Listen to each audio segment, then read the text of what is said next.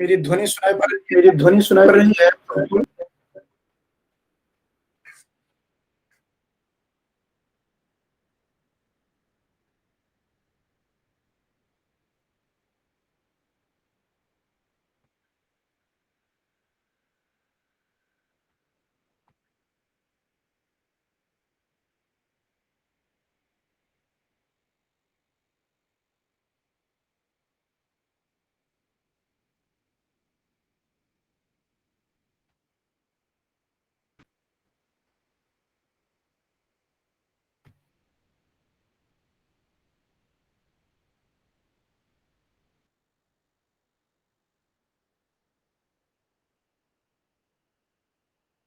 Doctor demon,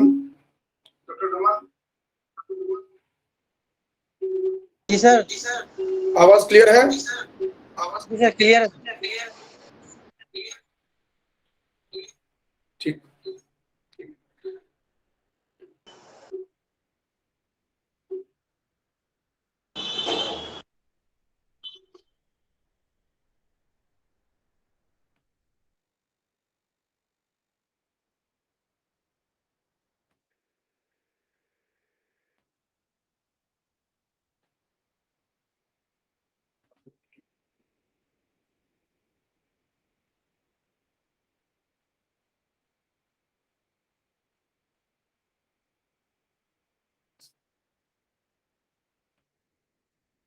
चलिए तो हम प्रारंभ करते हैं।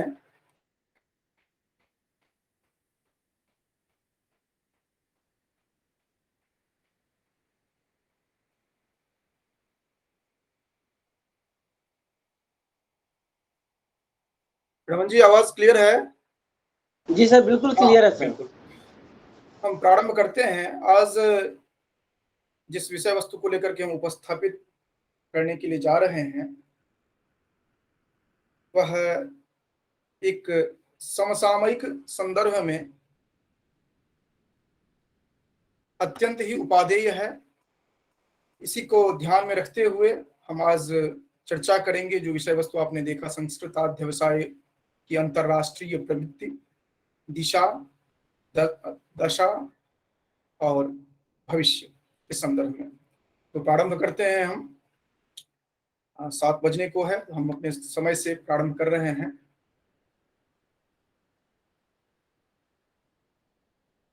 ईशानो भगवान सदा स्मरहरो गौरीपति शर्मदः शिष्यो यस्य बभूव भार्गव मुनिर्भक्तश्च बाणासुरः पीतं येन समुद्रमन्थन विधौ हालाहलं दुर्जयं सोऽव्यान्मा सततं मुरारिमथनः कल्याणकल्पद्रुमः कल्याणकल्पद्रुमः। नमः सभाभ्यः सभापतिभ्यश्च। अत्र नास्ति काचित् विचिकित्सा यत् ज्ञानं समाज विशेष विकासार्थं विविध आधि व्याधि निवारणाय च एकं महनीयं साधनम् अस्ति। तत्र यत्र विचित्र चित्र हेत्वाभासादि चाञ्चल्यावस्थापूर्णे प्रपञ्चे मनुजपुत्राः ऐहिक भोगेषु संलिप्ताः भवन्ति, संलिप्ताः सन्दृश्यन्ते। अस्य ज्ञानस्य महत्त्वम् इतोपि वर्धितं साम्प्रतिके युगे। कालैः सह विकाससोपानानि वर्धितानि, नूतनं दृष्टिकोणम् अपि समापतत्। भावाभिव्यक्तेः नवीनानि साधनानि वर्धितानि। तकनीक विषये यस्य प्रयोगः भविष्ये कदाचित् भविष्यति इति चिन्तनम् आसीत्, कोविड कालः अस्मिन् सन्दर्भे ई ज्ञानस्य अवतारणं कालात् पूर्वम् एव नवीनं द्वारं प्राकटयत्। प्राचीन काले केवलं विदेशगन्तारः एव वैदेशिक ज्ञान विज्ञानाप्लाविताः भवितुम् अशक्नुवन्, किन्तु ई क्रांति कारणात् ज्ञान विज्ञान सुलभा जाता। एतस्मिन् प्रकरणे अस्माभिः प्रप्रथमतया वर्षद्वयं प्राक् जाह्नवी पत्रिका द्वारा वेबिनार इत्यस्य आयोजनं विहितम्। तदनन्तरं सहस्रशः ई आयोजन माध्यमेन निरक्षीण विवेकिनः ज्ञान विज्ञान आप्लाविताः जाताः। अद्य ब्रजभूषण महाविद्यालय खुरखुरा गया द्वारा आयोज्यमाने अस्मिन् कार्यक्रमे अत्र अहं स्वकीयम् अभिमतं प्रस्तौमि, किन्तु अस्मात् पूर्वमपि यथा अहं स्मरामि अनेके जनाः यह ज्ञानसरण्यां स्वकीय भावाभिव्यक्तिं प्रस्तुतीकृतवन्तः सन्ति। तन्मार्गे एव मदीयोऽयं प्रयासः वर्तते। अद्य अस्मिन् प्रकरणे स्पष्ट रूपे यथा संस्कृताध्यवसाय संदर्भे चिन्तनं भवेत् इति धिया एव सहज रूपे अहम् अत्र राष्ट्रभाषायाम् एव अत्र व्याख्यानं करोमि, यतोहि मूल रूपे आवश्यकता अस्ति यत् किमपि अस्माकं पुरतः वर्तते तस्य ग्रहणस्य, अवबोधस्य, अवगाहनस्य।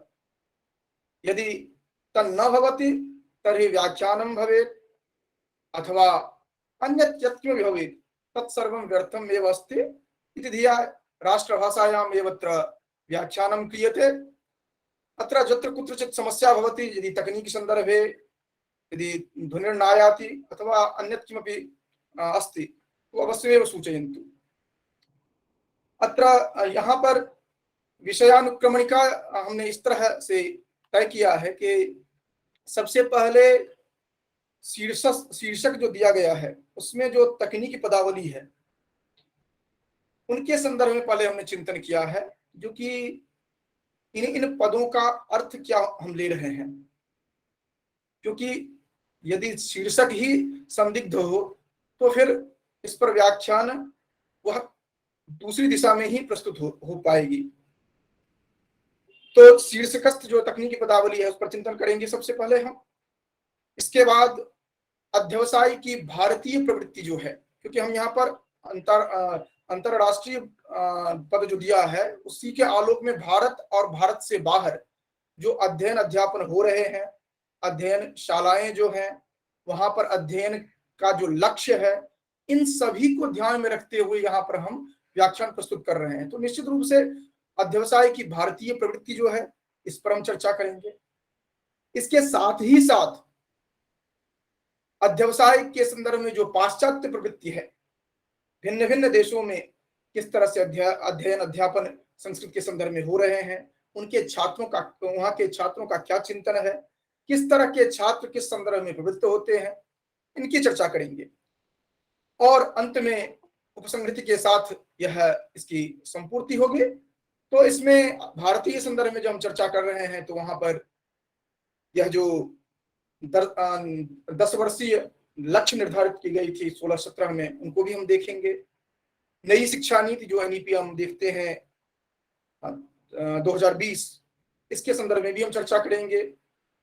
कुछ हम यहाँ पर जो सहज सुझाव हैं वह भी हम यहाँ पर प्रस्तुत करेंगे, क्योंकि जो हम लोग नित्य जिससे हम जूझते हैं उन सभी विषय वस्तुओं को भी हम देखेंगे। इसके साथ साथ जो अध्यवसाय की पाश्चात्य प्रवृत्ति के अंतर्गत हम वहां के अध्येता जो हैं उनकी दिशा अध्ययन अध्यापन की जो है उनके संदर्भ में देखेंगे। इसके साथ साथ संस्थाएं जो है भिन्न भिन्न देशों में भिन्न भिन्न जो संस्था है जो संस्कृत संदर्भ में औपचारिक रूप से जो कार्य कर रहे हैं उनका क्या ध्येय है, इस पर हम चिंतन करेंगे और कुछ उदाहरण देने का प्रयास करेंगे हम। और हमारा वर्तमान समय में पाश्चात्य और जो प्राच्य है, इन दोनों को ध्यान में रखते हुए किस तरह से अध्ययन अध्यापन अध्यवसाय के प्रति हम प्रवृत्त हों, इसके संदर्भ में चर्चा करेंगे, क्योंकि हम बाकी विश्व से अछूते नहीं है आज। तो इन सभी बिंदुओं को ध्यान में रखते हुए हम आगे बढ़ रहे हैं। उम्मीद है यह आपके लिए निश्चय ही उपादेय सिद्ध होगा और आप निरंतर आप इससे बने रहें। और उम्मीद करते हैं जो फेसबुक लाइव पर जो जुड़े हुए हैं वो भी हमें सुन रहे हैं, कोई समस्या नहीं है वहां पर, क्योंकि वहां भी मैं देख रहा हूं जो कि दृष्टिगत हो रहा है स्पष्ट रूप से। हम आगे बढ़ते हैं। सबसे पहले जब हम अंतरराष्ट्रीय, अंतरराष्ट्रीय या अंतरराष्ट्रीय पद देखते हैं तो एक सहज रूप से हमारी अभिव्यक्ति होती है, जो कि वस्तुतः हम किस संदर्भ में इसका प्रयोग करते हैं और किस पद का प्रयोग होना चाहिए। तो यहां पर आप देख रहे हैं जो कि ये दोनों जो बताए गए हैं ये हिंदी में हम प्रयोग करते हैं। अंतरराष्ट्रीय और अंतरराष्ट्रीय, ये दोनों जो आप देख रहे हैं अंतर हलंत के साथ, और इधर जो ये देख रहे हैं ये दोनों अलग अर्थ देते हैं। और इन जो प्रथम है इसमें वह जैसे अंतर्द्वंद कह रहे हैं, अंतरलीन कह रहे हैं, अंतर्भूमि, ये तीन अलग अलग अर्थ देते हैं जब आप अंतर पद का प्रयोग करते हैं। और जब आप पूर्ण रकार का प्रयोग करते हैं तब जो अर्थ देता है, जिस अर्थ में हम प्रयोग करना चाहते हैं वह इस अर्थ में देता है। जैसे कि हम कहते हैं जो अंतर आपको स्पष्ट रूप से आप विद्यालय महाविद्यालय में पढ़ रहे हैं, पढ़ा रहे हैं, वहां पर दो टर्म चलते हैं, दो पद चलते हैं, एक होता है इंट्रानेट, एक होता है इंटरनेट। तो जब आप इंट्रानेट कहते हैं तो उससे बोधित वही होता है कि विदिन जो है, अर्थात आपके महाविद्यालय में एक कंप्यूटर से दूसरे कंप्यूटर को जो जोड़ा गया है, यह इंट्रानेट जो पद है वह प्रथम जो वहां पर अंतर की बात आपने की थी वह बता रहा है। उसी तरह जब आप इंटरनेट की बात करते हैं तो हम यहाँ पर हैं, आप कहीं और हैं, कोई विश्व के किसी अन्य कोने में है, लेकिन हम सभी इंटरनेट से जुड़े हुए हैं। तो यहाँ पर विदिन ना होकर के बिटवीन या अमंग कह सकते हैं आप। बिटवीन इसलिए दिया गया है कि कनेक्शन जो होता है वो दो के बीच ही होता है एक समय में, तो इस कारण से हम ये कह सकते हैं। तो ये तो हिंदी के संदर्भ में हमारा जो देख रहे हैं। इसके बाद हम आगे चलते हैं, अंतरराष्ट्रीय पद हम प्रयोग करते हैं, संस्कृत में प्रयोग करते हैं, और आप बेहतर तरीके से जानते हैं जो कि अंतरराष्ट्रीय पद कैसे हम स्पष्ट कर सकते हैं, ढलो पे पूर्व से दीर्घोणा करके जो अंतर मेरा का लोप करते हुए उसके बाद फिर दीर्घ जो करते हैं, ये आप स्पष्ट रूप से जानते हैं।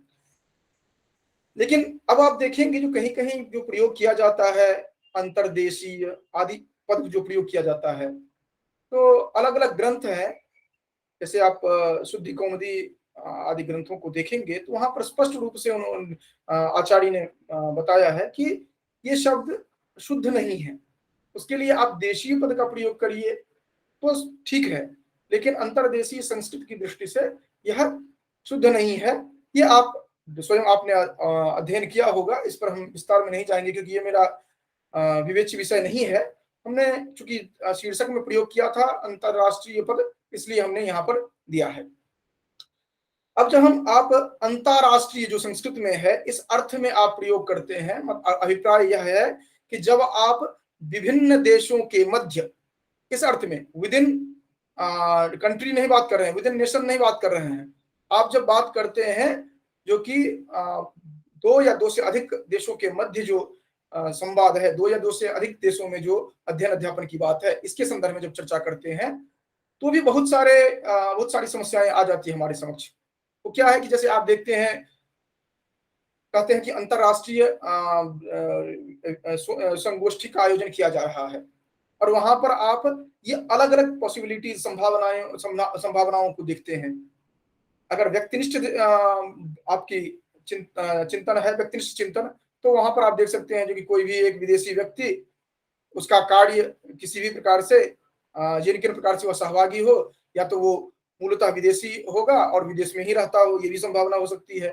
मूलतः भारतीय है लेकिन विदेश में कुछ समय रह रहा हो, या मूलतः भारतीय है और विदेश में न्यूनतम 20 वर्ष तक रहा हो, या मूलतः विदेशी है जो भारत में कुछ समय तक रहा हो। इस तरह की बहुत सारी संभावनाएं बनती है व्यक्तिनिष्ठ अगर चिंतन करें तो। वस्तुनिष्ठ विषय वस्तु की दृष्टि से अगर देखा जाए तो ऐसे विषय वस्तु पर चिंतन जो व्यापक स्तर में सभी राष्ट्रों में एक जैसे उस पर चिंतन किया जा रहा हो, अर्थात वह कॉमन हो, टॉपिक कॉमन विषय वस्तु हो, एक सामान्य रूप से हम देख सकें। इसके साथ साथ वहां पर आवश्यकता ये भी हो जाती है कि भाषा जो है वह सार्वजनीन हो, अर्थात सभी के लिए समान हो। जैसे मैं अभी हिंदी में व्याख्यान कर रहा हूं, तो अनिवार्य रूप से जो हिंदी भाषी हैं, हिंदी को जानकार हैं, वही इसमें प्रवृत्त हो पाएंगे।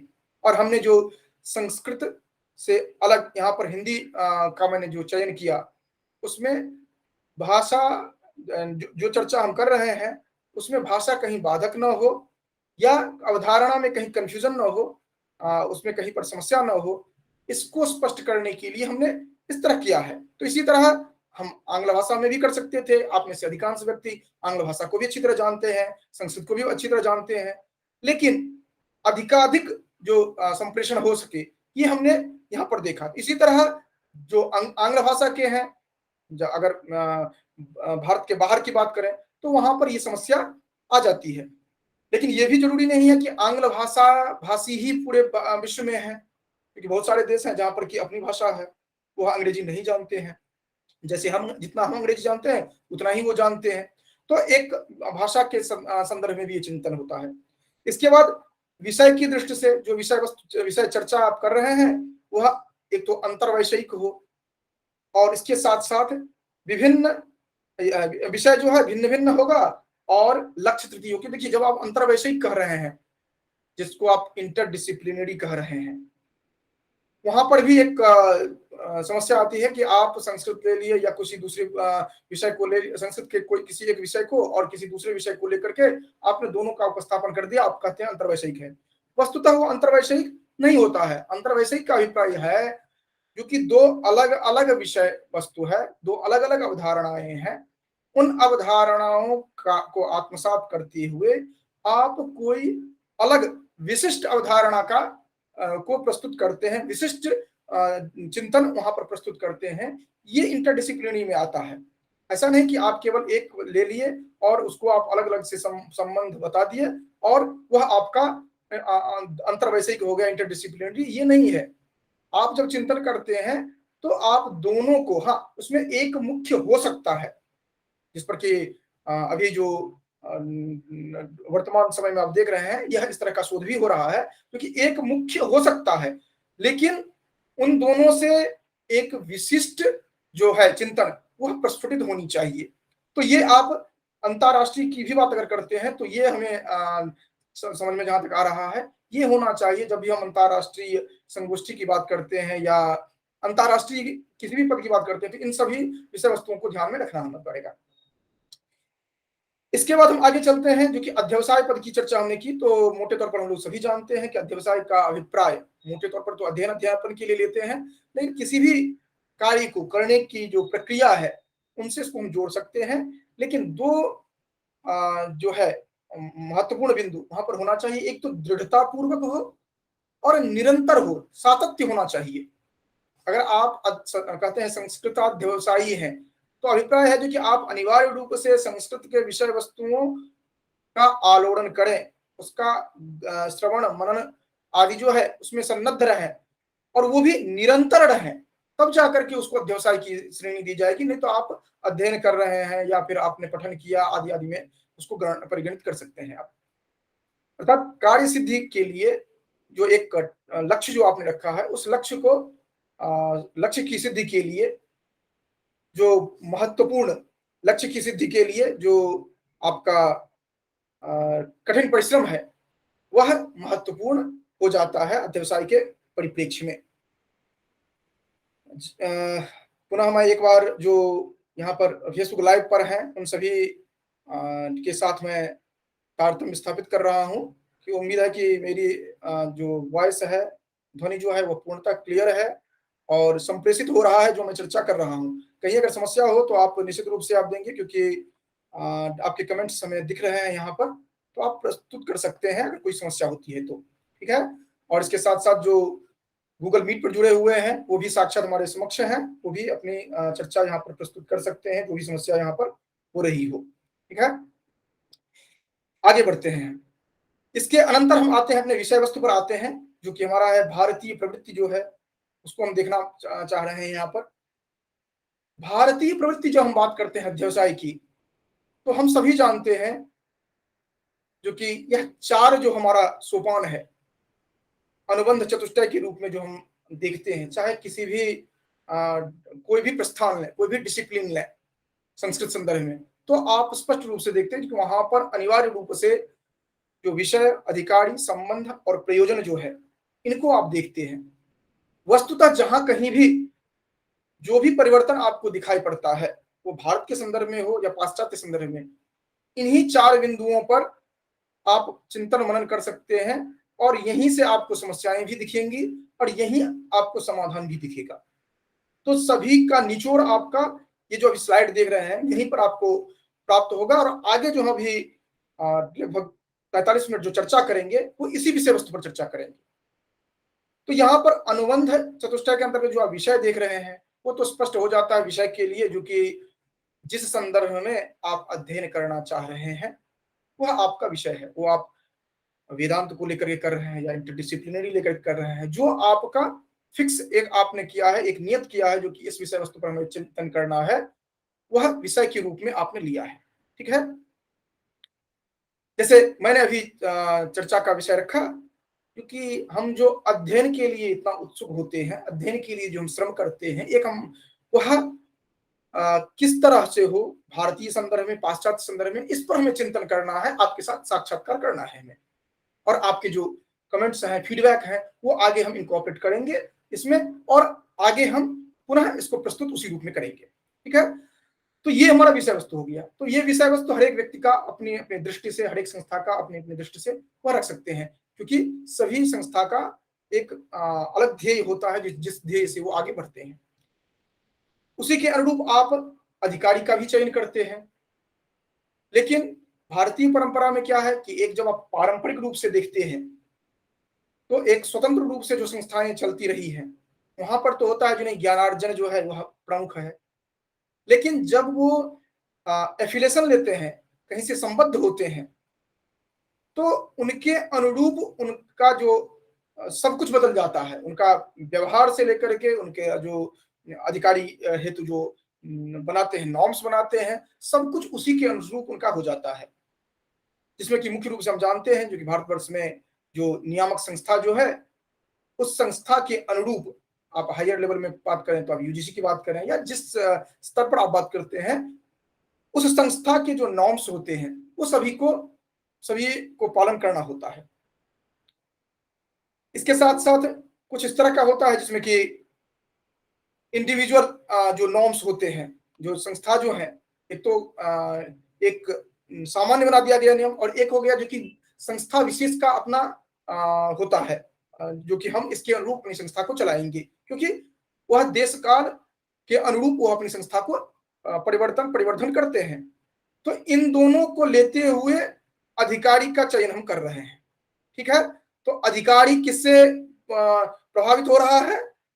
आपका जो विषय है और जो आपने प्रयोजन रखा, आगे प्रयोजन की भी हम चर्चा करेंगे, वह आपसे किससे संबद्ध हो जा रहा है? वह अपना जो मूल अधिकारित्व है उसको छोड़ करके वह प्रवृत्त हो रहा है जो अधिकारित्व से बनाया गया इसमें।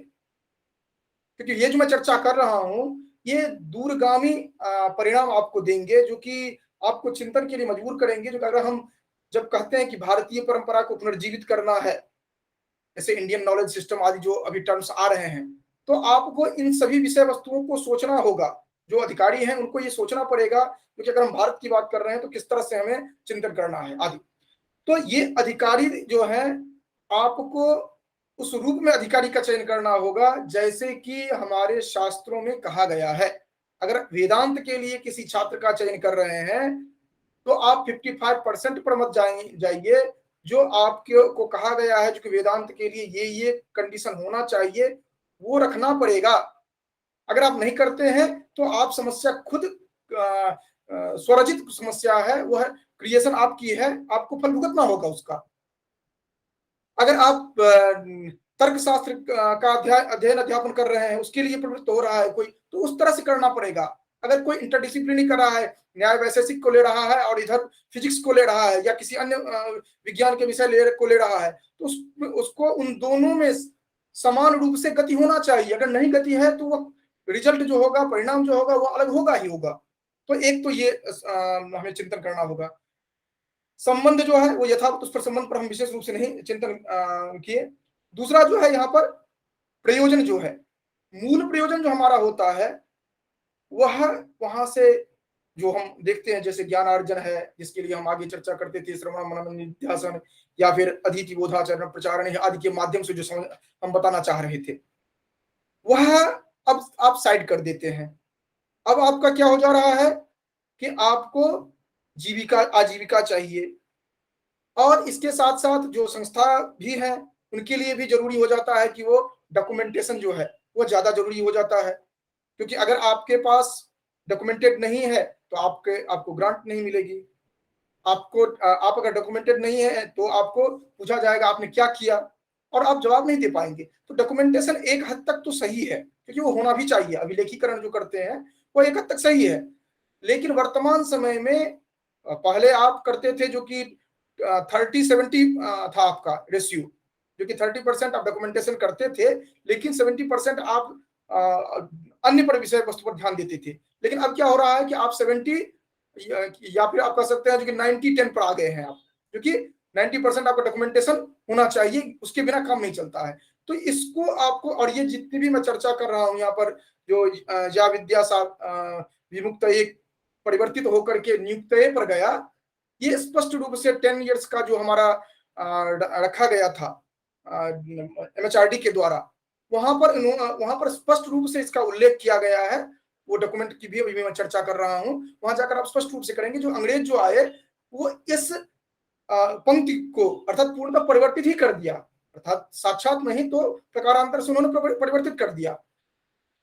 और अंग्रेज तो चले गए, लेकिन वर्तमान में भी अगर कहा जाए तो हम अंग्रेज के जो मार्ग थे उस मार्ग से हम विचलित नहीं हुए, हम निरंतर उसी मार्ग पर चल रहे हैं। और ये एक हास्यास्पद विषय बन जाता है, यद्यपि हम वर्तमान में बहुत हद तक प्रयास किया गया है, लेकिन कहां तक हम सफल हुए हैं वो हम साक्षात समझ सकते हैं।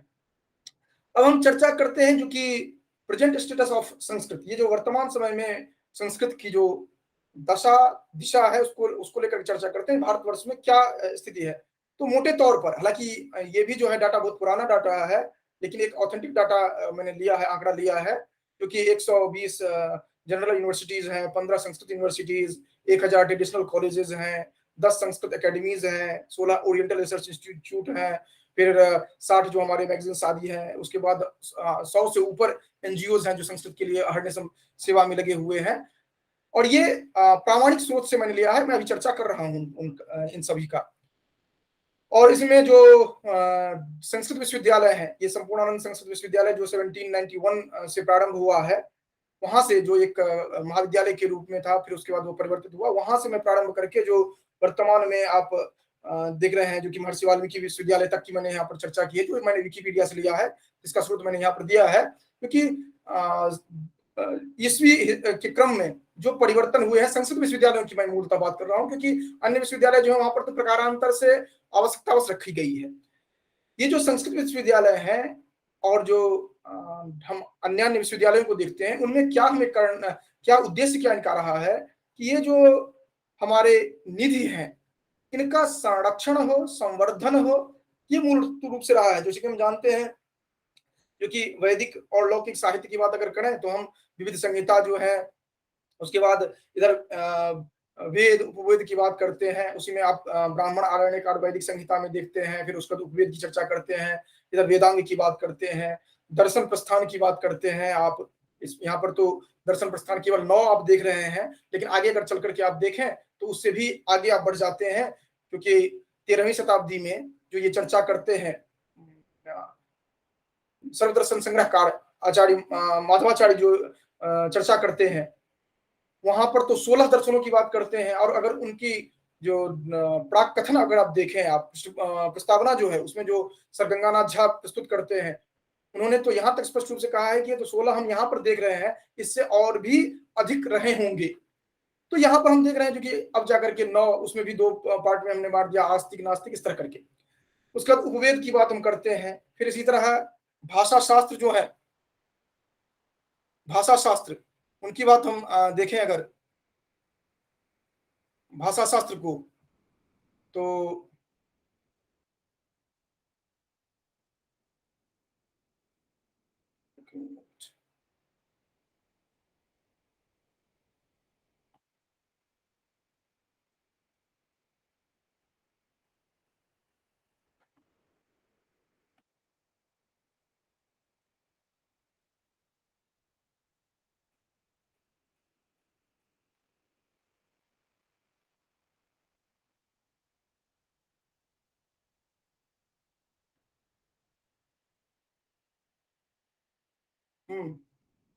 भाषा शास्त्र की अगर हम बात करते हैं,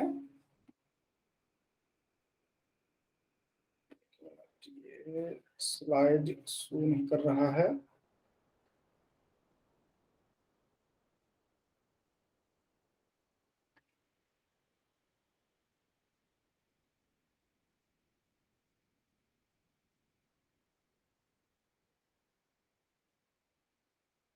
हाँ, ये अब स्लाइड शो कर रहा होगा, 1 मिनट हम एक कंफर्म करेंगे कोई जो कि जी सर, स्लाइड तो शो कर रहा है। स्लाइड शो कर रहा है।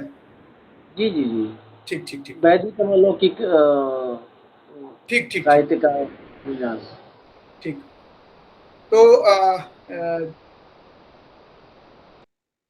1 मिनट। हाँ, तो ये हम जो देख रहे थे,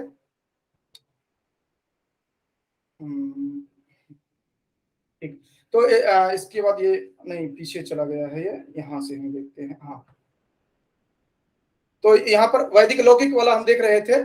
इसके बाद हम आगे चलते हैं, क्योंकि इतना ही नहीं, भाषा शास्त्र के संदर्भ में चर्चा करने के अनंतर हम देखते हैं जो कि लौकिक साहित्य तथा शास्त्रीय साहित्यों के संदर्भ में हम चर्चा देखते हैं भिन्न भिन्न ग्रंथों में। इन सब का जो संरक्षण संवर्धन है, इसके साथ साथ अगर हम वैज्ञानिक साहित्य की बात करें, क्योंकि ये यहाँ पर हम विशेष रूप से जोर देना चाहेंगे कि ये वैज्ञानिक साहित्य जो है, ये पृथक सह आपको ग्रंथ नहीं बताए जाते हैं इस तरह से, लेकिन एक एक जो आपने यहाँ पर सेक्शन देख रहे हैं, उसके अंतर्गत सहस्त्र ग्रंथ आप देखते हैं।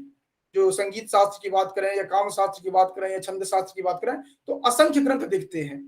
और यही अट्रैक्शन का कारण है, यही इसका आकर्षण का कारण है, जो कि भिन्न भिन्न विश्वविद्यालयों में, एनआईटी हो या आईआईटीज हो या अन्य अन्य जो तकनीकी संस्था है, वहां पर भी इन सबको जो लागू करने का प्रयास किया जा रहा है, उसका कारण यही है, क्योंकि वहां पर अनिवार्य रूप से ये चाह रहे हैं कि इसका भी अध्ययन अध्यापन आदि जो है यह हो सके, इसको समझा जा सके। ठीक है,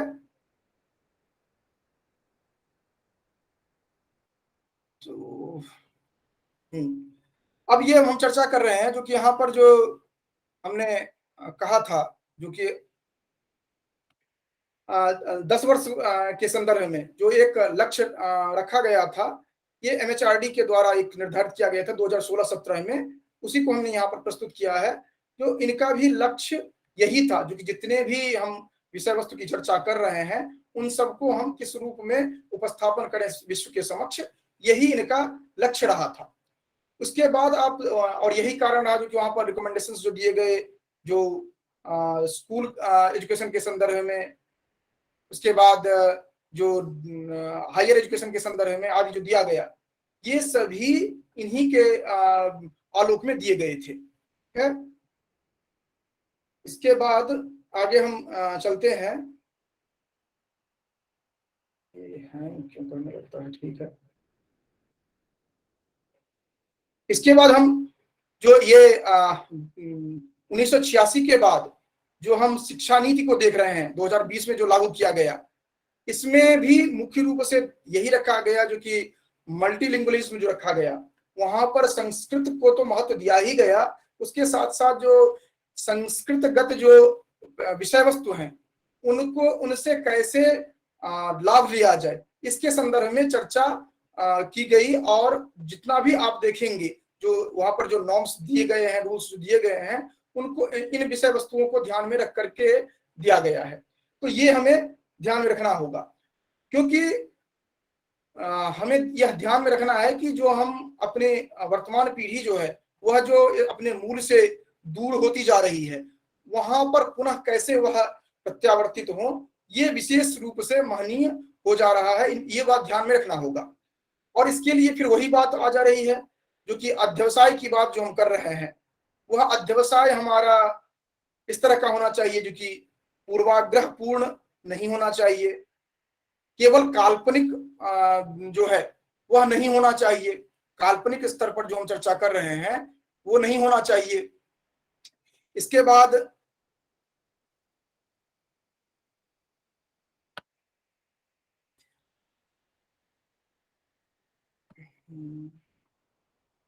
बाद हम देखते हैं जो कि अध्ययन जो है वह अनिवार्य रूप से गंभीरता के साथ होना चाहिए शास्त्रों का, क्योंकि सामान्य रूप से ये देखा जाता है जो अब जो सेमेस्टर सिस्टम खास करके हमने लागू किया है, वहां पर हम ग्रंथ तो पढ़ लेते हैं, लेकिन ग्रंथ का जो मूलभूत अवधारणा जो है उनको हम आत्मसात नहीं कर पाते हैं। तो ये एक ध्यान में रखना होगा, क्योंकि ये प्रवृत्ति जो हमारी हो रही है उसमें कहीं ना कहीं ये समस्याएं आ रही है। और सबसे जो महत्वपूर्ण है वो बात हमें ध्यान में ये रखना होगा, क्योंकि संस्कृत को एक केवल हम भाषा के रूप में लेकर के न चलें, यह भारतीय संस्कृति से ओतप्रोत है, इनको हम ध्यान में रखें तभी जाकर के, क्योंकि यह हमारे जो ऋषिगण रहे हैं उनकी जो अवधारणाएं रही है, उनको जो उन्होंने ध्यान में जो रखा है, उन सबको ध्यान में रखते हुए ही हम इसको आगे लेकर के चल सकते हैं। ये हमारी आवाज क्लियर आ रही है? सर जी सर हाँ बिल्कुल। और स्लाइड भी क्लियर है? यस सर, स्लाइड भी क्लियर है। ठीक। इसके बाद हम आगे चलते हैं, जो कि अलग अलग जो हमारे ग्रंथ हैं, अलग अलग जो हमारे प्रस्थान हैं, उनका अध्ययन किस तरह से हो रहा है और किस तरह से होना चाहिए, इस पर हमने थोड़ी सी चर्चा की है। जैसे कि प्राचीन ग्रंथ जो हैं उनके अध्ययन की जो परिपाटी है वो अलग तरह से संभव है।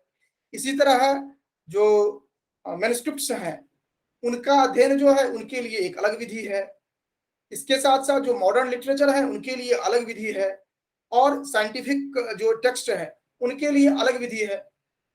तो जब भी हम इंट्रोड्यूस करते हैं कोई नए पाठ्यक्रम, क्योंकि आप देखेंगे जो कि यहाँ पर जो 10 वर्षीय जो हमारा लक्ष्य दिया गया था या एनईपी वगैरह जो देख रहे हैं, इन सभी में किस तरह से किसको आप कैसे अध्ययन अध्यापन में लाएंगे, इस पर विस्तार पूर्वक चर्चा की गई है।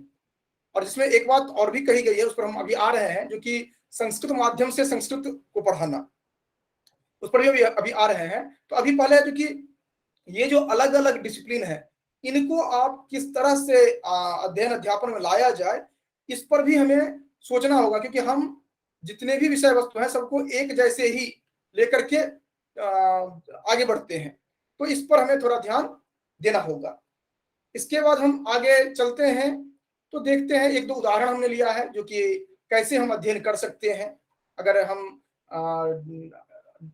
हमने ये तो बता दिया कि किस तरह के हम अलग अलग डिसिप्लिन है उनको अलग अलग तरह से हम अध्ययन करेंगे, लेकिन उसका कोई उदाहरण भी होना चाहिए। तो ये हमने कुछ उदाहरण लिया है जो कि अलग अलग ग्रंथों का अध्ययन किस तरह से हम कर सकते हैं, इसको हमने लिया है यहाँ पर। तो उसको ये हम यहाँ पर प्रस्तुत करना चाह रहे हैं।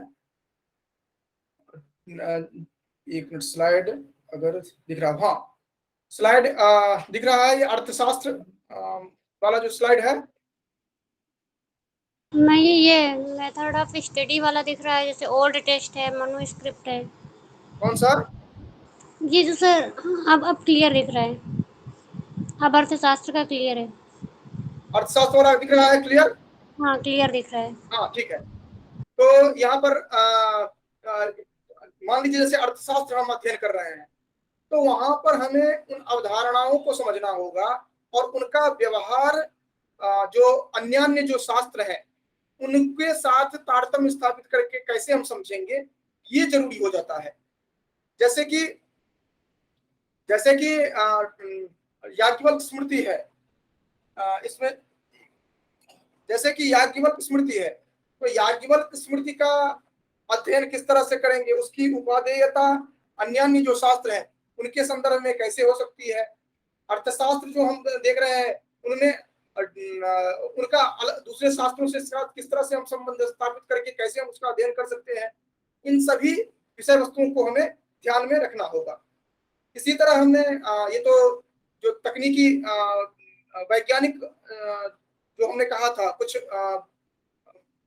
बिंदु जो है उनके वैज्ञानिक साहित्य जो है साइंटिफिक लिटरेचर उनकी बात मैंने की थी। अगर आप साहित्यिक ग्रंथों की बात करते हैं तो मान लीजिए जैसे आप सबसे सहज मैंने लिया है कालिदास के ग्रंथ को, आप मेघदूतम पढ़ रहे हैं तो मेघदूतम में पर्वतों की जो स्थिति है, प्रदेशों की जो स्थिति है, नदियों की जो स्थिति है उस समय में जिस तरह रही है और वर्तमान समय में जो उसकी स्थिति है, इनमें क्या परिवर्तन हुआ है, वो भूगोल विषय जो है उसको ध्यान में रखते हुए अगर आप चिंतन करते हैं तो आपकी दृष्टि और भी विस्तृत होती है और बेहतर तरीके से आप विषय वस्तु को उपस्थापन कर पाते हैं।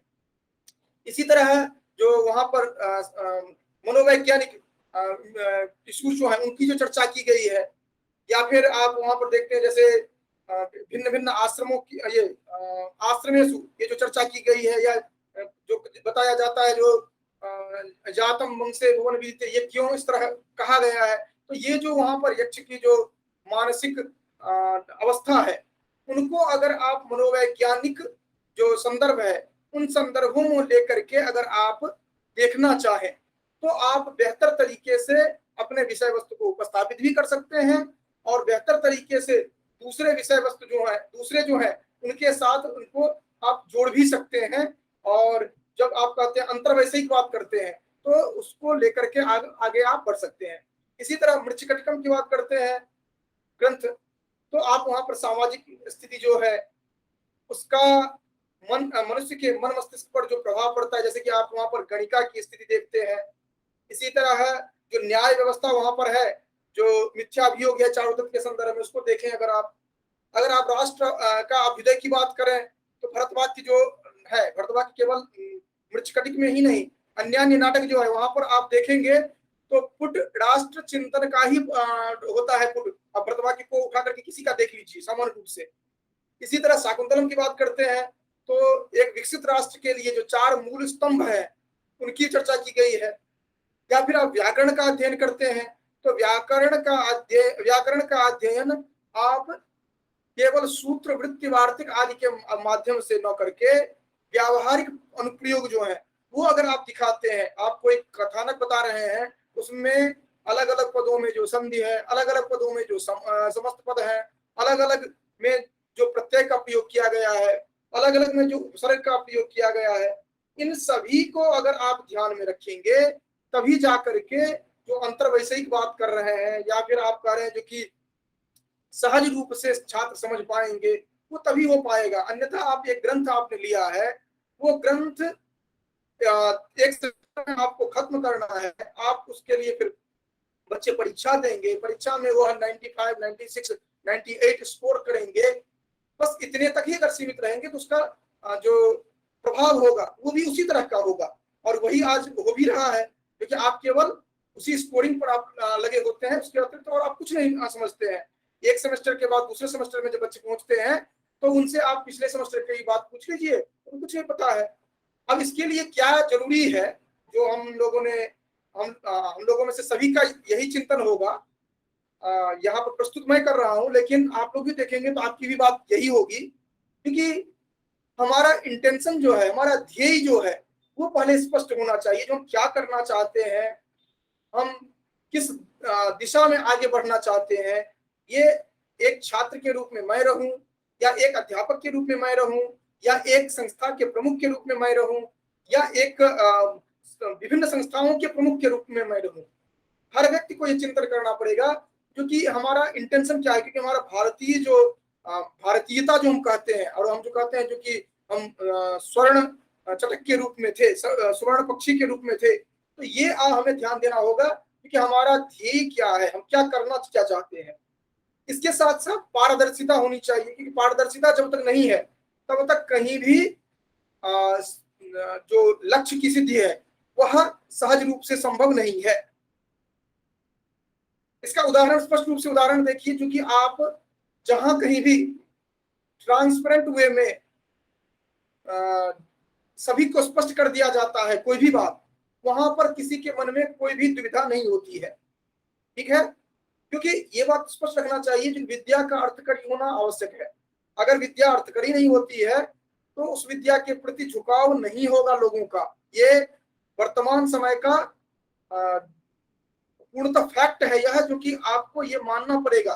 क्योंकि वर्तमान समय में क्या, उससे पहले भी अगर आप देखें तो कहा जाता है जो कि सुख क्या है, तो कहते हैं अर्थागमो नित्यमरोगिता च प्रिया च भार्या प्रियवादिनी च वस्यश्च पुत्रोर्थकरी च विद्या षड्जीव लोकेषु सुखानि राज। तो यहाँ पर प्रारंभ में ही अर्थागमो कहा गया है और अंत में भी अर्थकरी, तो ये भी एक ध्यान में रखना चाहिए। और आज अगर संस्कृत को अगर आपको आगे ले जाना है तो अनिवार्य रूप से उसको रोजगार से जोड़ना पड़ेगा और भिन्न भिन्न तरह से रोजगार से जोड़ना पड़ेगा, तभी जाकर के आप संस्कृत को आगे ले जाएंगे। क्योंकि ज्ञानार्जन विषय भिन्न है और ज्ञानार्जन के साथ साथ रोजगार की जो बात है वह भी आवश्यक है। क्योंकि जो कोई भी अध्ययन कर रहा है उसमें मोर देन 80% जो होते हैं वह अर्थकरी विद्या चाहते हैं, वो आध्यात्म विद्या की ओर नहीं उन्मुख होते हैं, उनके लिए अलग स्थिति होती है जो जाते हैं। इसके साथ साथ तीसरा जो बिंदु हमने ध्यान दिया है वह यह है कि व्यावहारिक होना चाहिए। आप अगर कोई ग्रंथ पाठ्यक्रम में प्रस्तुत करते हैं तो वो क्यों किया जा रहा है? हालांकि आप डॉक्यूमेंटेशन आप कर देते हैं क्योंकि हमारा उद्देश्य ये है, इससे ये हो जाएगा, इससे ये हो जाएगा। मान लीजिए कोई ग्रंथ रखते हैं क्योंकि मान लीजिए हम कहते हैं शाकुंतलम ही, तो कहते हैं शाकुंतलम का गहन अध्ययन हो जाएगा, उससे हम बच्चे जो छात्र हैं इन बातों को समझ जाएंगे, ये हो जाएगा, वो हो जाएगा। लेकिन उनके व्यवहार में क्या परिवर्तन आएगा उससे, वह कैसे उसको आत्मसात कर पाएंगे, ये बहुत ही महत्वपूर्ण हो जाता है। ये जब तक नहीं है ये तब तक समस्या है। तो एक तो ये हो गया। इसके बाद ये जो कि डॉक्यूमेंटेशन जो है, मैंने पहले भी कहा है, डॉक्यूमेंटेशन में न्यूनता लाना जरूरी है, क्योंकि अधिक से अधिक केवल डॉक्यूमेंटेशन पर जो हम अवलंबित हो गए हैं उसको कम करना है। हमें इस तरफ प्रयास करना है क्योंकि हमारे व्यवहार में वह आए। और इनके लिए सबसे महत्वपूर्ण एक ये बात हो जा रही है कि नैतिकता जो है वह व्यवहार में दिखे। और यह प्रारंभ से लेकर के केवल हायर लेवल की मैं बात नहीं कर रहा हूं, यह हायर से लेकर के लोअर से लेकर के हायर तक ये होनी चाहिए, तभी जाकर के आप इसको स्पष्ट कर पाएंगे। तो ये जितनी भी बातें हैं इनको ध्यान में हमें रखना होगा, जो कि ये नैतिकता जो है उसको भी, जैसे कि प्रारंभ में हम देखते थे हितोपदेश आदि को बताया जाता था, जो कि कैसे आप प्रारंभ करेंगे शिक्षा दीक्षा, तो हितोपदेश पंचतंत्र आदि के कहानियों को बताया जाता था। बाद में जब स्कूल सिस्टम को आप देखते हैं, स्कूलिंग को देखते हैं, तो उस समय में भी पहले जो हिंदी की कविताएं हुआ करती थी, अन्य जो भी हुआ करती थी, उनमें पहले नैतिक शिक्षा संदर्भित जो श्लोक आदि होते थे उनको आत्मसात किया जाता था। हालांकि अभी भी किया जाता है लेकिन स्वरूप बदलता जा रहा है। अब भविष्यगत जो सुझाव है वह मुख्य रूप से इस संदर्भ में भी है, जो कि ये छात्र, ये तो मैंने अभी जो चर्चा किया था वो अध्ययन अध्यापन के संदर्भ में। अब यह है कि अध्ययन अध्यापन को आगे कैसे जोड़ा जाए जिससे कि लोग आसान्वित रहे। तो छात्र हैं या अभ्यर्थी हैं उनके लिए एक सिंगल और ट्रांसपेरेंट डेटाबेस जो है वो होना चाहिए, जो कि यूनिवर्सल रूल्स के साथ हो। जैसे कि कुछ साल पहले भारत सरकार के द्वारा ये किया भी गया था, अभी भी है, जो कि ई डॉक्यूमेंट के लिए किया गया था, जो कि ई लॉकर के रूप में, जो कि आप अपना सब डॉक्यूमेंट दे दीजिए और जितने भी इंस्टीट्यूशन होंगे वो वेरीफाई वहीं से करेंगे, एक बार आपको देना होगा। अभी क्या होता है कि आप 1000 फॉर्म भरना चाहते हैं तो आप हर जगह आपको अलग अलग देना होता है, उनका अलग अलग डेटाबेस होता है। लेकिन आप देखेंगे जो कि हालांकि विद इन इंस्टीट्यूशन कुछ इंस्टीट्यूशन ने इस तरह किया है, जैसे कि आप दिल्ली विश्वविद्यालय को देखे होंगे, एक कॉलेज का फॉर्म आपने भर लिया, आप जितने भी कॉलेज का भरना चाहते हैं विद इन सेकंड वही डेटाबेस वो ले लेता है। तो इस तरह अगर सेंट्रलाइज्ड अगर हो जाता है तो जो छात्र, जो अभ्यर्थी ये डॉक्यूमेंटेशन में अपना टाइम वेस्ट करते हैं, उसको बर्बाद करना ही कर रहे हैं, क्योंकि वेस्ट करते हैं, वो अपने अध्ययन अध्यापन में कर पाएंगे, और ये जो प्रपंच में रहते हैं उस प्रपंच से अलग होकर के जो अध्यवसाय है उसमें जा पाएंगे, और उसी अध्यवसाय से ही राष्ट्र की उन्नति संभव है। और उसके साथ साथ क्या होगा, जो ही ट्रांसपेरेंट होगा, एक वेबसाइट पर होगा जो कि हाँ अमुक व्यक्ति है, अमुक व्यक्ति इस तरह के हैं, आदि आदि हो जाएगा। उसके बाद सहज रूप से ये हो जाएगा, क्योंकि कहीं भी किसी को संदेह नहीं रहेगा, संदिग्ध स्थिति नहीं रहेगी। जैसे कि आप देखते हैं लोक सेवा आयोग आदि जो है उस पर प्रश्न चिन्ह नहीं उठते हैं, क्यों? क्योंकि वो ट्रांसपेरेंट वे में वो काम करते हैं, तो वहां पर किसी तरह की समस्या नहीं आ पाती है। तो इस तरह का होना चाहिए। उसके बाद जो सेवा की जो स्थिति है, खास करके उच्च सेवा में, तो आप देखेंगे जो कि जैसे लोक सेवा आयोग का है, उसी तरह अगर केंद्रीय संस्कृत उच्च सेवा आयोग का गठन किया जाता है, जहां पर स्क्रीनिंग लेवल अलग हो, जो कि प्रारंभिक जैसे कि सामान्य ज्ञान और उसके साथ साथ वस्तुनिष्ठ विषय वस्तु का जो जानकारी हो, उसके आधार पर ये छटनी किया जाए। उसके बाद फिर आकर के जो लिखित परीक्षा है, क्योंकि आप व्याख्याता बनते हैं, आप प्रोफेसर बनते हैं, आचार्य बनते हैं, अगर आपको भाषा प्रतिपादन क्षमता आप में नहीं है, अगर आपको संस्कृत लिखने की क्षमता आप में नहीं है, आप में अंग्रेजी लिखने की क्षमता नहीं है, आप हिंदी ठीक से नहीं लिख सकते हैं, आप हिंदी ठीक से नहीं बोल सकते हैं, तो फिर आप केवल ऑब्जेक्टिव के आधार पर आपका चयन जो है यह भी कहीं न कहीं जो लक्ष्य है उस लक्ष्य में न्यूनता ला रहा है।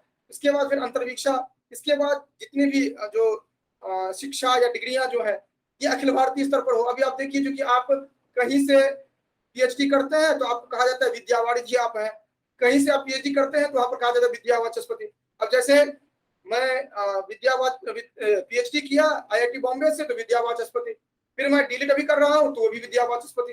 तो दोनों में अंतर क्या है हमें खुद नहीं पता है, क्योंकि पीएचडी और डीलिट कहेंगे तभी अंतर समझ में आएगा, नहीं तो दोनों में विद्यावाचस्पति है। तो ये जब भारतवर्ष में एक नियम होना चाहिए, एक नियम अगर होगा अखिल भारतीय स्तर पर, और जो कि एक इस तरह का प्लेटफॉर्म हो जहां पर भारत सरकार के द्वारा पूरा स्पष्ट किया जाए। हाँ, राज्य का है तो राज्य की जहां तक सहभागिता हो वो सहभागिता सुनिश्चित की जाए, क्योंकि शिक्षा जो है वो दोनों भी संदर्भ में होगा।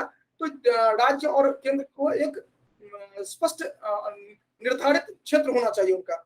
और इसके साथ साथ जो कि सेवा की अवधि जो है हर एक 10 साल पर मूल्यांकन किया जाए, तो क्या होगा कि अध्ययन अध्यापन की जो प्रवृत्ति है वो निरंतर बनी रहेगी। नहीं तो आज क्या है कि आज हम एक जगह आ गए, उसके बाद हमें अध्ययन न तो हमें कक्षा जाना है, न पढ़ना है, न पढ़ाना है, और जो पढ़ने वाले हैं उनको डिस्टर्ब भी करना है। ये सब सभी इतनी सारी जो बातें होंगी वह अगर मूल्यांकन की बात अगर आ जाती है, हालांकि एक समय के बाद क्या होना है, क्योंकि ये अभी जो जिस तरह की स्थिति चल रही है वो टोटल जो टेन्योर बेस जो है वही होगा आगे चल करके, लेकिन ये अगर अभी से इसको ध्यान दिया जाए तो हो सकता है। इसके साथ साथ शिक्षा सेवा में अन्य जितनी भी सेवाएं हैं वो सभी सेवा सभी विशेषाधिकार जो है उसको निरस्त किया जाए। जैसे कि अभी आपने सुना होगा केंद्रीय विद्यालय जो है वहां पर इस तरह कर दिया गया है कि कोई भी व्यक्ति किसी विशेषाधिकार के तहत वहां पर एडमिशन उनको न दिया जाए, इस तरह की बातें हुई। फिर हम आते हैं भारतीयतर जो चर्चा है उसको लेकर के हम यहाँ पर प्रस्तुत होते हैं। तो हमने कुछ अलग अलग जो देश के बच्चे हैं उनको जो मैंने अध्ययन उनके साथ जो अध्ययन अध्यापन का हमारा गतिविधि रहा है, खास करके 17-18 देशों के बच्चों के साथ, उनमें जिस तरह के बच्चे रहे हैं उनका जो मंतव्य रहा है उनको हम देखने का प्रयास करते हैं। भारतवर्ष में क्या प्रवृत्ति है वह तो हमने देख लिया। इसके बाद जब हम विदेशी बच्चों को देखते हैं, खास करके मैंने 17-18 देशों के बच्चों को लिया है, तो इसमें मैं देख रहा हूं कि उनके जो उनका जो सर्वे हमने किया है ये लगभग 60-70 बच्चों का यहाँ पर मैंने विदेशी बच्चों का लिया है और लगभग 120 भारतीय बच्चों का लिया है। तो बच्चे मतलब जो अध्ययन करने वाले हैं उनका अध्यवसायी जो है वो उसमें प्रोफेसर भी हैं और छात्र भी हैं। तो वहां पर हम क्या देखते हैं, दोनों में जो मूलभूत अंतर हमें दिखता है वहां पर व्यावहारिक प्रवृत्ति जो है, जो कि शिक्षा को अपने दैनंदिन जीवन में कैसे हम ढालेंगे, कैसे हम इसकी उपादेयता क्या होगी, ये मुख्य रूप से है। और उसके साथ साथ जो शिक्षा में की जो मैं बात कर रहा हूँ उसमें विशेष रूप से इंडोलॉजी की बात मैं कर रहा हूँ, अर्थात भारतीय शिक्षा की बात कर रहा हूँ, भारतीय विद्या की बात। क्योंकि उसमें आप दर्शन को लें या फिर आप अन्य जो व्याकरण है, पाली ग्रामर व्याकरण है या संस्कृत व्याकरण है, इन सब को लें, यहाँ पर आकर के आप देखते हैं जो कि जितने भी ये जो छात्र, हमारे एक सर्वे जो हमने किया उसमें जितने भी छात्र हैं उनका मूल रूप से हमने वही देखा कि उनको जो हम अध्ययन कर रहे हैं उनसे हमारा व्यावहारिक जीवन जो है, दैनंदिन जीवन जो है, वह किस तरह से बेहतर हो और यहाँ अध्ययन के बाद हम अपने देश में जाकर के किस तरह से अध्यापन को गति दे सकें, ये मुख्य रहा है। और ये जितना अभी स्लाइड पर आप देख रहे हैं, ये अलग अलग भारतीय विश्वविद्यालयों को तो हमने देख ही लिया था, भारत के बाहर विश्व में हम लगभग 170 के आसपास अब ऐसे इंस्टीट्यूशंस देखते हैं, 170 के आसपास ऐसे इंस्टीट्यूशंस देखते हैं जो संस्कृत अध्ययन अध्यापन में प्रवृत्त है। और ये जो अध्ययन अध्यापन में प्रवृत्त है वो केवल इसलिए नहीं है कि केवल संस्कृत के ग्रंथों को पढ़ना है, वहां पर साक्षात संस्कृत नाम से ही ऐसा हो ये नहीं है। वहां पर हम देख रहे हैं जो कि उन्होंने जो प्रस्तुत किया है वो या तो इंडोलॉजी के रूप में, या फिर आप देखते हैं जो कि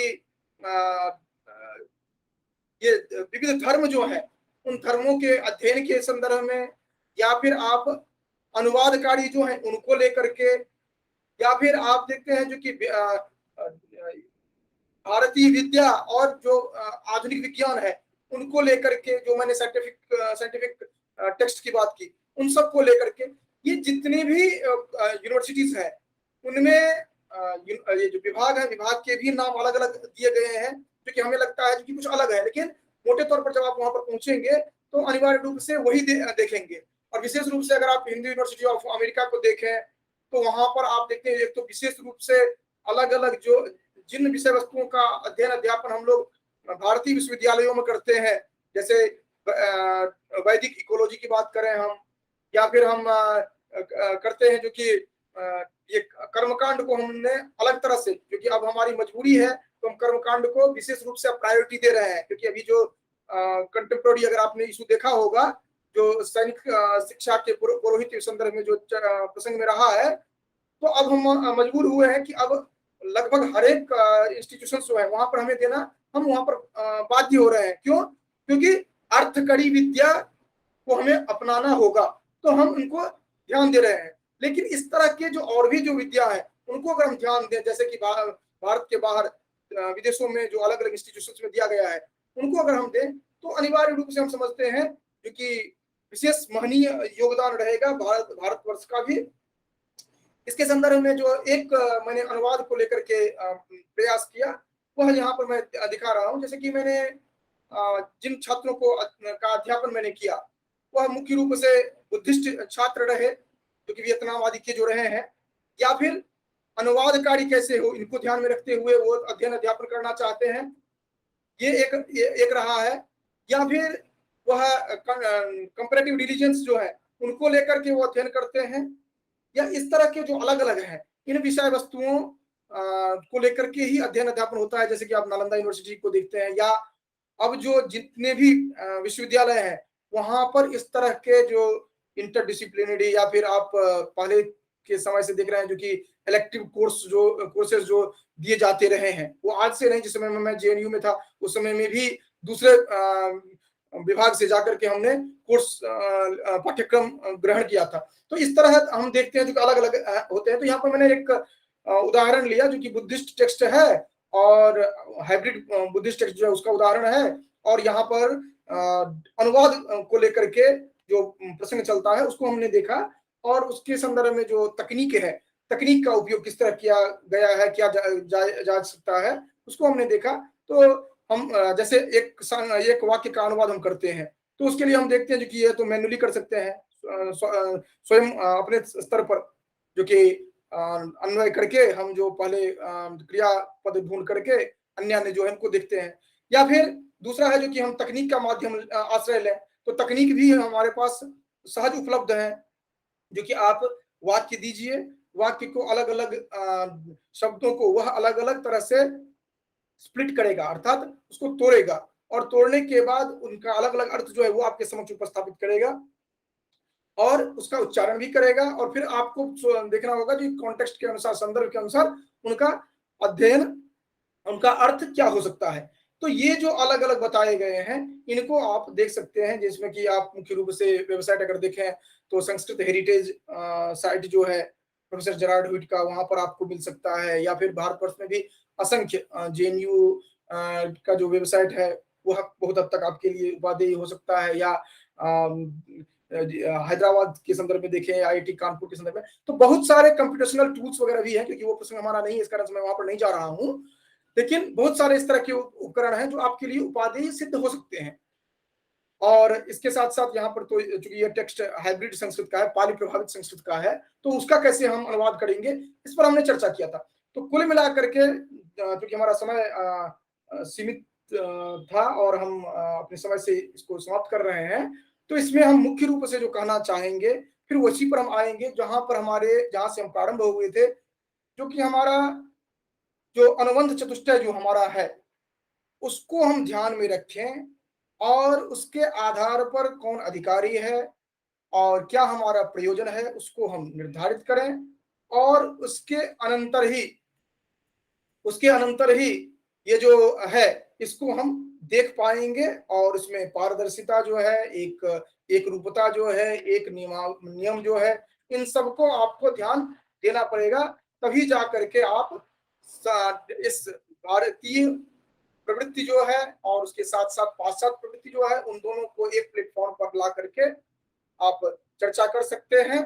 और इस पर हमें और भी चर्चा करना था, खास करके विदेश के जो इंस्टीट्यूशंस हैं उनको, एक एक इंस्टीट्यूशंस को लेकर के, जैसे कि अलग अलग इंस्टीट्यूशंस जो है वहां पर जो संस्कृत विभाग है और उसके लिए रिक्रूटमेंट जो होते हैं, जैसे कैलिफोर्निया में अभी भी हाल में ही रिक्रूटमेंट के लिए एडवर्टीजमेंट हुआ है, तो इस तरह करके जो अलग अलग जो यूनिवर्सिटीज है उनके संदर्भ में भी हम चर्चा कर सकते हैं। लेकिन चूंकि हमारे पास सीमित एक हमने समय रखा था, और चूंकि यह एक दिशा केवल देने के लिए रही है, इस कारण से हमने एक सामान्य चर्चा प्रस्तुत की है, और उम्मीद करते हैं कि ये आगे आपके लिए विशेष उपादेय रहेगा ये चर्चाएं, और इस चर्चाओं पर और भी हम निरंतर चर्चा करेंगे, और इनमें बहुत कुछ बातें ऐसी हैं जो हमारे लिए अभी स्पष्ट नहीं हो पाए हैं, जिनको हम आगे के व्याख्यानों में देखेंगे। और विशेष रूप से जो आप लोग यहाँ पर उपस्थित रहे और निरंतर आपने सुना, आपने अपने कमेंट्स यहाँ पर जो प्रस्तुत किए, उन सब के लिए हम आपके लिए साधुवाद व्यक्त करते हैं। और आगे जो भी आपके प्रश्न होंगे, जो भी आपकी चर्चाएं होंगी, उन सब को लेकर समाहित करके मैं एक वीडियो जो है वहीं पर मैं प्रस्तुत करूंगा। और इसके साथ ही मैं आप सभी से विदा लेता हूं। आप सभी का बहुत बहुत धन्यवाद। फिर हम मिलेंगे, और अगर कोई प्रश्न हो तो मेरा ईमेल आईडी जो है उस पर आप प्रस्तुत कर सकते हैं। धन्यवाद।